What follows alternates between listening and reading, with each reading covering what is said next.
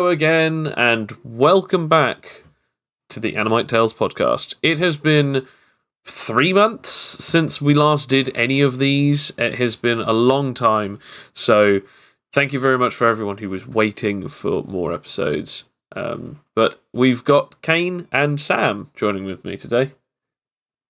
Yay! Yeah, hello. Okay, so updates. Website is up, so people can now freely and openly join, play, make their own games and make their own characters using the Animite Tale system and play their own campaigns that they build. So that's up there. Again, it's an open beta, and it will continue to be open to anyone who wishes to play the game and use it. The only thing that we ask is that you can build and do whatever you'd like within this community, but just remember that, like, although this is open and free, this is not necessarily something that we are doing so that people can then build stuff off of that to make money off. I feel like there's enough companies that are currently already doing this, and although that we would like to make money off of this, this is more of a thing that is optional through Patreon, not something that people have to do. The payments are more supportive of the artwork, and also if you want your art to be put as some of the official art that's actually in the game. But we're not doing the concept of forced monetization because we kind of feel like we wanted it to be more of an actual online concept that people can sort of create a community around. So that's, again, out there for people to do with as they want. Please be, I guess, patient, because, again, it is just a very small amount of us even doing anything, and it is only myself who is actually editing the website as of right now. So there might be mistakes, there might be things, there might be typos, or there might even just be things that aren't fully finished or balanced or so on and so forth that might have issues. But that's kind of what we hope you guys will help us for, as again, it is considerably under open beta, which means that obviously you get to test and plan and then give us the feedback on what you think that needs to be more clear, or even if things need to be made or changed or altered or even potentially removed. And depending on how many of those particular comments we get, we can obviously lead things up to change. The dev plays will still be a thing, if you haven't already guessed. We're still doing them. However, we have had a few shifts over the last 5 months on who is and who isn't playing. However, we hopefully are sort of getting more into a more stable income of who's going to be playing when and where. So that's going to be sorted. And we also do have some interesting things that are coming up in the Animite Tales podcast. I did actually get this question from someone on Twitter, which was whether or not we were doing any more of the superpowers, the superpower podcast. We technically, these are them, if that makes sense. Each week we will choose what kind of things that we want to talk about on the podcast, whether it's anything in fiction and we just chat about it for the hour, or even if it's just something to do with the actual game. This sort of just means that we can keep it fresh, but also that we don't have to feel confined to one specific subject, and actually feel like we actually want to talk about something. Now, there will actually be specific subjected podcasts where we do try and keep it as tightly as possible, but that doesn't mean that the podcast will then have to do the exact same the next week. We will be bringing back, thanks to the website anyway, we will be bringing back the Animite Tales workshops, which means that we'll be making characters and items that will then go up on there so that people can actually see how to build them, and if they want them in their games as either DMs and narrators or as players. So that's completely up for whatever anyone would like. These are pretty much just all of the bare minimum updates that I just wanted to let everyone know moving forward. But if there's anything else that anyone has any questions on, they can ask me in the comments, or they can obviously let us know through the Animite Tales website, which is now www.animitetales.com, and that's what you should be able to find us on. I guess we should sort of openly talk about this now. But that's pretty much all the main updates on the sort of serious stuff. We've had a lot of updates in the game, as both Sam and Kane are aware of. And we've also had a few different bits and pieces change over the last couple of weeks anyway, because Bill's now come back. Because Bill actually went away. So the person who was playing Cloak went away to New Zealand for about 4 months, and he's now come back, and he's now playing as a different character. Because Cloak was playing. Cloak had a power that we originally got rid of, and we said that there was going to be an episode that sent him off. And the old Kyger episode was pretty much that. We did have one where he was going to fight Talos, but time constraints just didn't work in our favor, so that just wasn't a thing. Alex won't be returning for few personal reasons that we won't get into. However, we will potentially be seeing some new people in the next campaign that we do. So, thankfully, we've got some interesting new things that we're doing, but also we've still got some really good stuff that's going on in the current campaign, which is something that I would actually like to talk about as well in this sort of discussion. So I'll sort of open this up now. I've been talking for a long time, so I think it's just now time for us to actually open this up. So, what are your guys' sort of feelings on like moving forward for Animite Tales, as well as the new stuff that we've recently updated?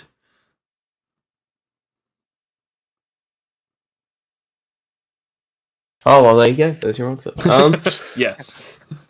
It's there are things that happened, and probably more things will also happen, and that happens. Sorry, but Sam. more things might happen.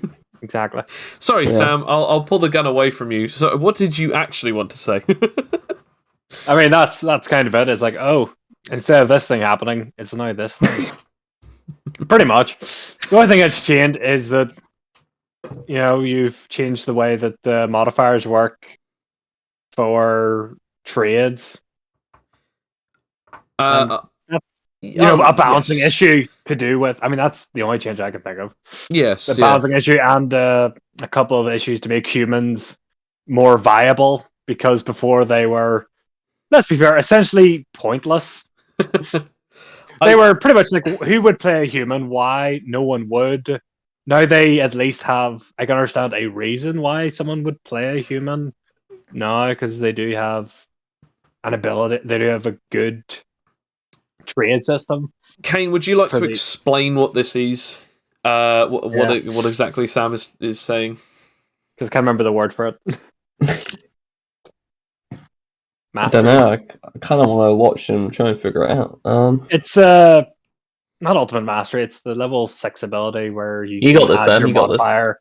You can add your your ability modifier to the trade modifier. It's like when things are half the trade modifier. It's like when things are combined together, they make some kind of symphony of some kind of technique symphony. I'm thinking of.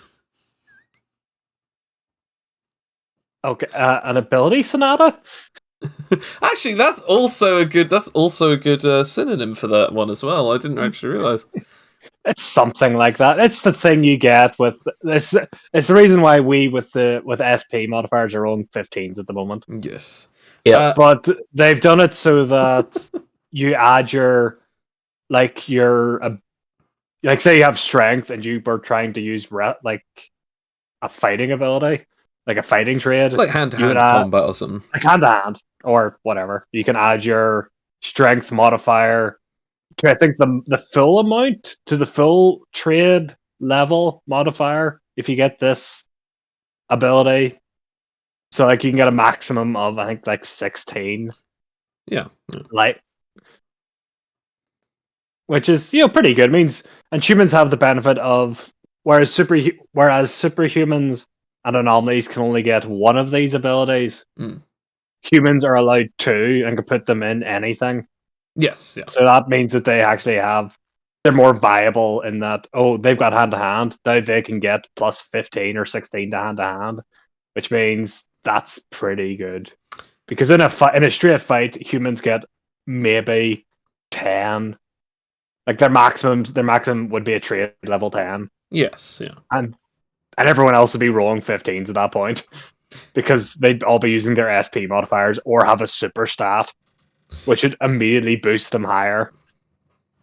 So, to put you out of your misery on the titling of it, I was hoping that you'd catch on, but actually, no. Skill harmony. Oh, skill harmony. That's I what I prefer was- ability sonata. I do I liked that if it weren't for the fact that, yeah. Anyway, but you know what I mean. Yes. We've changed the way those work. Yes, so for those of you who don't know what skill harmonies were, they are exactly how Sam explained them. Originally, it was only for SP main. You would half your level in a trade, add that trade number to your current modifier in a stat, and now that stat permanently has that, which meant that people who had plus 10 would end up with plus 15, and so on and so forth. The only issue with this, and Sam as well as a few other people had noticed this, is that your modifier would then be plus 15, and certain powers actually strive and gain special abilities and extra boosts because of the because their SP modifier was 5 points higher. Also on top of this, the modifier was the second highest thing because super stats can gain massively high modifiers. Humans, their highest modifier that they could ever get is plus 10 or plus 9 or plus 8. Which basically meant that they would be suffering massively. So, in the end, we came up with the idea of potentially adding skill harmony to the power system, but we then realised how we're going to do that, so we then had it that whatever trade or proficiency it's based on, you then, instead of halving the trade level and then adding that as a modifier, you actually just roll it with the modifier plus the stat that it's based on. So, for instance, hand-to-hand, strength, carpentry, wisdom, you could, or even again strength. You could say what was it? A martial arts, then dexterity, and the highest that any normal stat can go without super stats, which cannot be added to skill harmony, is 6. Therefore, it would be a maximum plus 16. We sort of also agonized over this for about a couple of days as to whether or not any other race would get them, and as Sam said, we all came to the agreement that humans should get 2, any other race should only get 1, because humans do kind of suck, so we changed... Except for one race. Except for one specific thing. Oh, yes. Which was one power, I think it was for super intelligence. Yes. It's not super intelligence, it's like mental acrobatics or whatever it's called. So that one power. With supernatural intelligence and super intelligence, both under adaptive mind and the Huskonian power, that's the one. They would eventually be able to get the ability to get more skill harmonies. But the skill harmonies that they would then get is one extra free one, similar to the superhumans, and then one that has to be on intelligence or wisdom-based trades. So, for instance, it would have to be like biology, chemistry, botany, technology, animatology, stuff like that. Whereas, like, although that means that they can have 3, that still means that they have to be a superhuman with supernatural intelligence, or they have to be a Huskonian. Therefore, making it seemingly more viable. Which makes, because at the time super intelligence was, let's be fair, kind of crap. Yeah. Because super wisdom, like wisdom had all the cool things. It had investigation, it had perception, which everyone needs. I mean, it literally even states. It literally even states that if a person is blind or deafened, then their other senses can be enhanced to the point of which they can be deaf and still feel vibrations, or they can be blind and still have a 6th sense, allowing them to notice when something is coming their way. So in other words, they can see without seeing, and not necessarily hear without hearing, but notice when danger is within a proximity, even if they can't hear it. And all sorts of weird stuff like that. But super intelligence, you get more trades.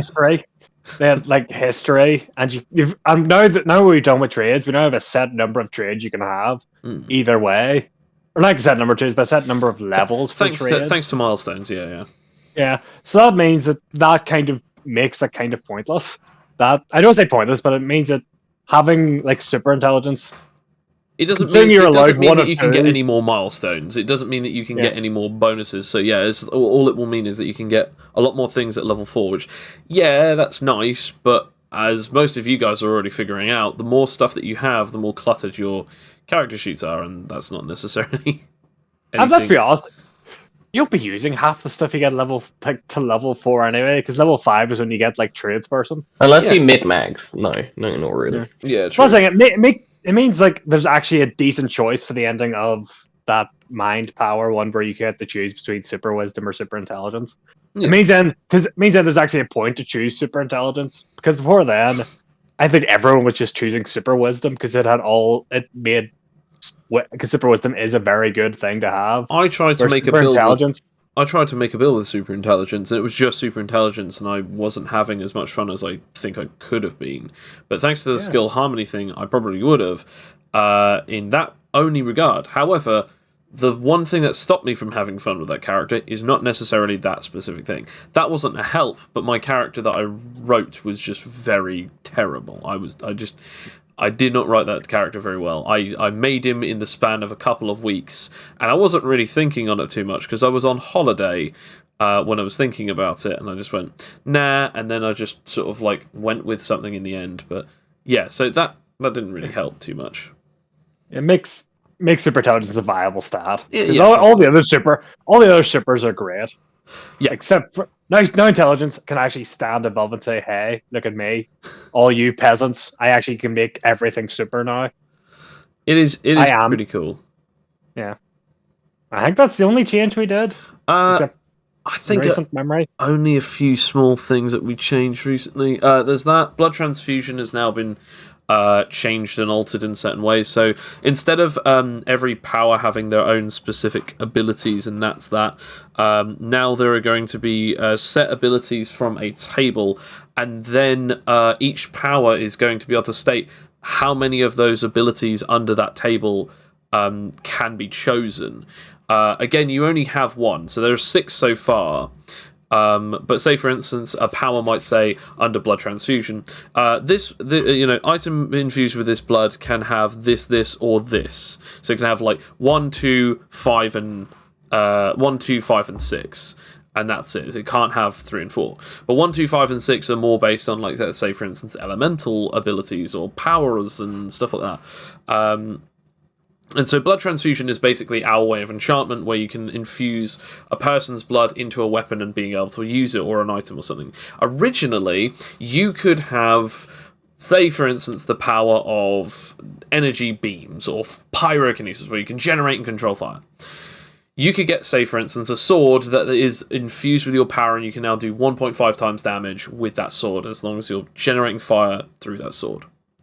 If that's then legendary blood transfused, which means that it's just a lot more powerful and it acts as if it's a legendary weapon, it can now do your own dice damage on top of your own dice damage, which means you're basically squaring yourself, or timesing yourself by yourself. This would then lead people to then make powers or items or equipment that would mean that they could do this and then just go, okay, I have 5 rings that are all separately legendary blood transfused. I now do basically 5 times my original damage output. And because of this, we had to come up with something. So now the new rule basically states that a person can only wield one of each of the different blood transfused abilities at a time. But they can use all of them together if they're all separately different. So there's now one for emitting more damage. There is one for increasing range. There is one which means that it's basically the equivalent of if you are not worthy, in other words, meaning you do not have the same powers as this person, you cannot lift it or grant it or remove it from whatever. There's another one that has a stockpile, which is stockpiles damage based on the amount of damage that a person can dish out, which can then be later used and utilized as a damage modifier. There's one that is tactile damage purely, which means if, say, for instance, you're an electrokinetic, it's a constant flow of electricity that is going through and coming off of this weapon, which means that when you pick it up, it's absolutely fine, but it's only good for adding damage to melee-based attacks rather than range. And the final one, which is something that we've recently just sort of been talking about and adding, is the ability to have a weapon that is basically it has the ability for anyone to infuse a perk of their own, either an SPMA or an ability, into the weapon, and they can then make the weapon or the item or the clothing, whatever, activate it without them needing to roll for it because they've already infused it into the object. The amount of times that they can use this perk, however, is equivalent to the amount of times that you can use this perk. So in other words, if you have, say for instance, an ability that can only be used once a day, you technically can use it yourself, and then you'd have to have the object or item use it again for you, and then again, both you and the item have to wait a short period of time before you can basically gain that power back. So that's a new thing that's sort of being added. So again, it adds a little bit more flavor, a little bit more customizability to blood transfusion, and again, it's not going to ruin blood transfusion entirely, because all it just means is that you can't stack infinite damage. But what it does mean is that on top of your own unique abilities, there is even a possibility that your own blood transfusion will have other special effects. For instance, an Arcade's powers can have the aspect of all 6 of them, which means that he could get one sword that is enchanted with his blood transfused, his specific blood transfused ability with, let's say, for instance, blood transfusion number 1. Then he has another one that's again infused with his personal blood transfused ability with number 6 or something like that. And so you only pick one at a time from the blood transfusion categories, if you can get any at all. You can only have one at a time on each certain blood transfused object. However, if they have a unique ability, it's then added to that as well. So again, an Arcade's ability specifically is he can use his powers to basically do the equivalent of telekinetically moving and manipulating and making the weapons fly around within his energy manipulation range. And he can also make it open portals to wherever it is. That's the special ability of a Sentinel, legendary blood transfusion. But then one of them might have the ability of can do extra damage with energy attacks. One might have the ability of can do more range. One might have the ability of can stockpile energy damage or something like that. And so now, because of this, blood transfusion has the ability to allow people to just very quickly go, okay, what kind of abilities can I have? Okay, these are what I can have. Awesome. Do I have any unique specific traits to this blood transfusion? No. Okay, moving on. And that's sort of allowing you to do that, but it also means that, like, depending on if the narrator's doing it or depending on if the player is doing it or whatever, it is a potential possibility for a bit more of a strategical addition to the game.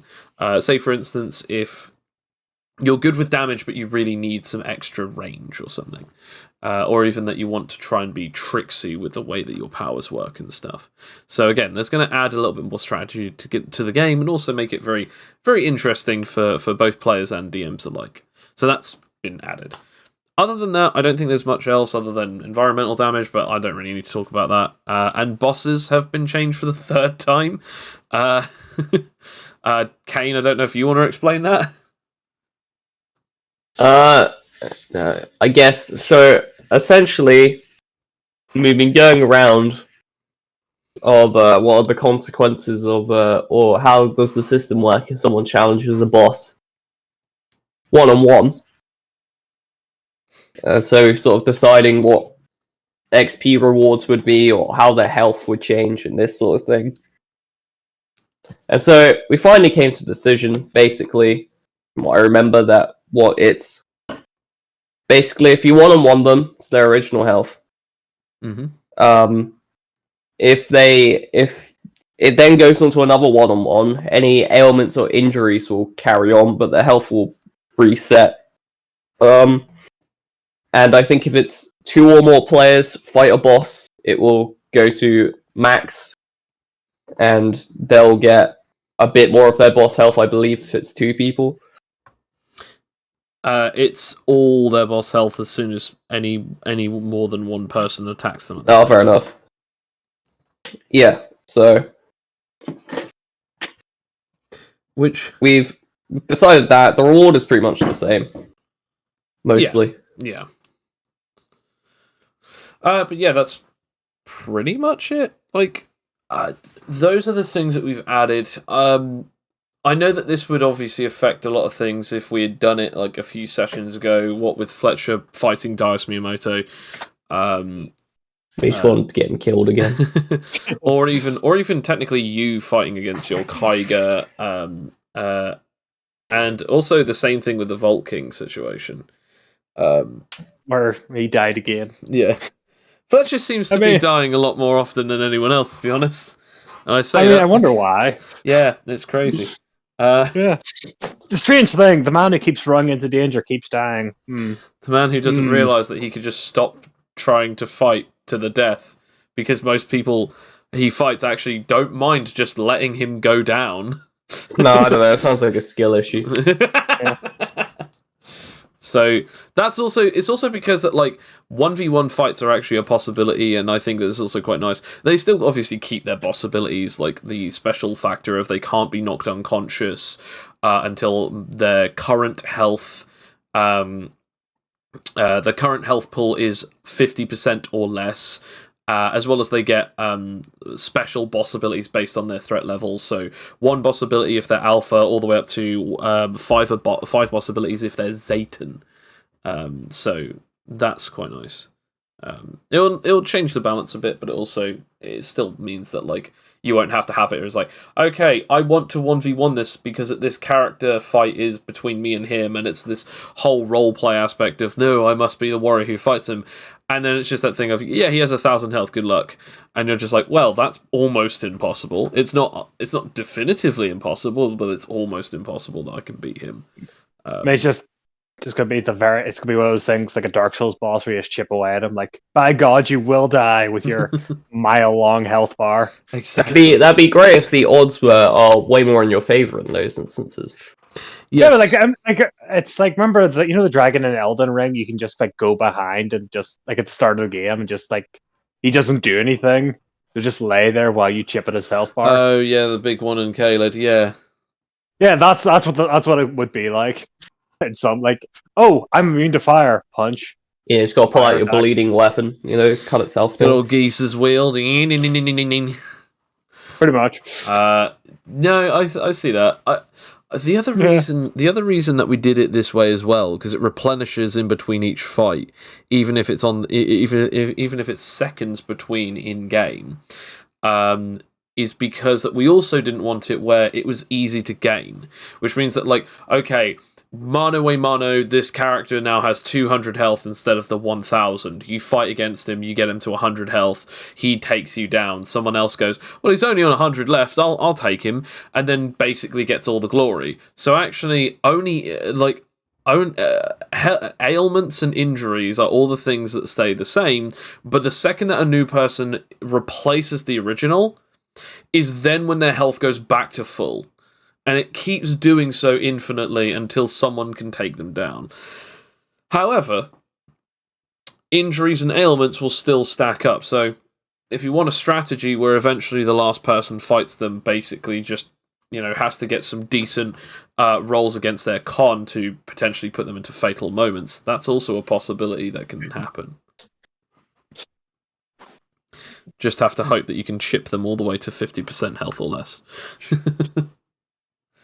Why haven't we done that? Why have we just broken ribs all the time? That is a good point. You guys haven't actually hurting anybody. Why would I strategize? Yeah, that's the real we point. know. Yeah, that's fair. We know. Just break limbs like we're like the Boston Mafia. To be fair, you actually did plan to do that with Utili Lily. It's just that it never happened with Utili Lily. What did I call? Was it the Iris? Wasn't the Grenadier way? The Garrison way, because it was like, oh yeah, in Garrison they all use tools. Well, I've got a tool for you, and just immediately like cap them in the legs. Yeah. You sent one of us to the hospital. We sent you to the morgue. That's the Garrison way. I just like the way that you described it to me. It's like, so instead of the Chicago way, it was like the Garrison way or something. Or was it the Boston way? I can't remember. I get it is the Chicago way. Yeah. What was it even called? Yeah. But yeah, that was something that we found out that was quite interesting. So so that's pretty much it. So next week we'll be doing a workshop. The workshop we'll be doing is on legendary weapons, and the way that the rules are going to go is that we are going to each have 3 different items from our own things that we're going to make. So instead of doing it like we did last time, where we all have to make it in our own way, we all now get to do our own 3 separate things. We make it in our own way, and we talk about how it works, how close it is to the original source material, and how much homebrew there is. Depending on each of those, all 3 of us will then vote whose we like the best, and that will be the person who basically won that week. Depending on how good or how bad or how much we upvote these particular different ones will also depend on whether or not they actually make it to being placed in onto the website as official items that you'll be able to figure out how to make and build, or even just have them if you want to annoy your players or DM with. So that's something that we're going to be doing, and they will be posted onto the website that you can see how they're built. So. Are we allowed to do that? Because these are like trademark things, aren't they? Well, again, it's not.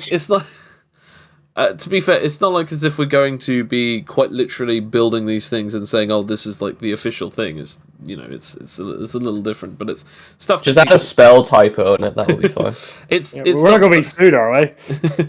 Well, that'd be Joe's issue anyway. So I mean, oh yeah, fair. I'm going to be. So really, we've got nothing to lose. That's not how that works. We're not. First of all, we're not selling them. We're not getting any money from these, and also, second, just sort of gaining off of this is that like we're basically putting them on if people want to make builds of weapons like these.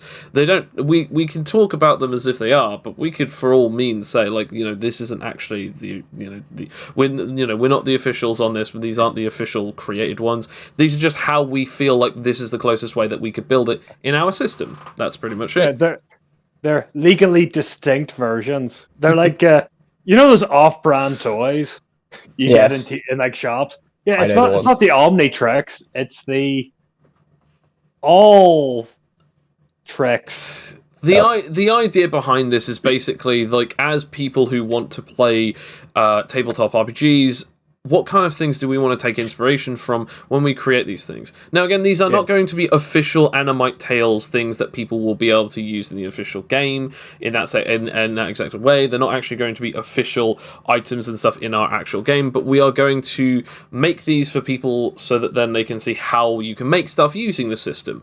Again, these would not be put into the official rule books, and if we ever were to distribute copies of this or even sell any copies, these would never be making it into the actual system, because this is just showing how we can build these things in our system, not actually literally saying, hey, look, we own these or we make these are ours. We're not saying that in any way, shape or form.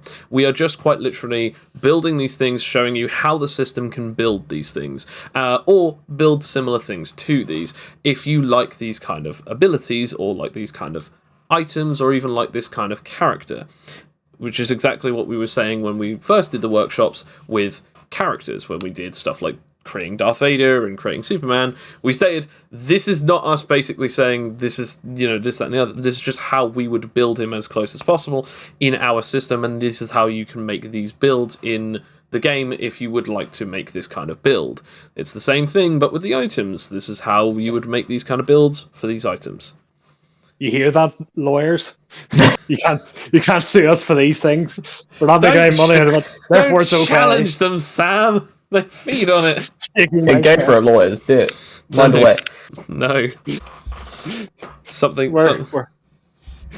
You know what? Look, we understand what has happened recently with some of the other distributors of D&D or other types of tabletop RPG content, and we want to be able to create it where people can have the freedom to make things using this system, whether it's inspired by the stuff or original content. That's what we wanted. We wanted people to be able to use their imagination in ways that they can infuse them into tabletop RPG systems, and this is what we wanted to do with Animite Tales. That's pretty much it for this episode, unless if anyone else has anything else to say. Awesome. Yeah, don't agree with Hasbro on that. Uh, Don't like them. Okay. Yeah, no, because Hasbro's the one that owns Wizard of the Coast, Okay. which is doing the OGL thing. They're the ones doing the license agreement, so it's Hasbro for D&D.